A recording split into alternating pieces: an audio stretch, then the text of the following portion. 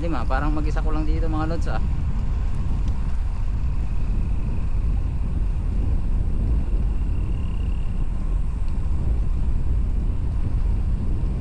So itong gamit ko nga pala na salamin mga lods eh, mas malinaw siyang tignan pag ganito ang suot ko.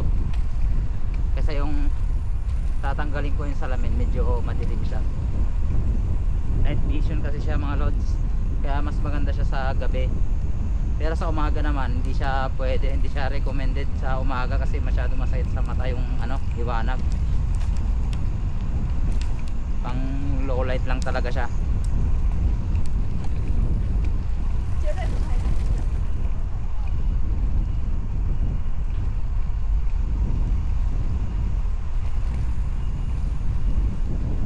Kaya ginagamit ko lang talaga to pag gabi.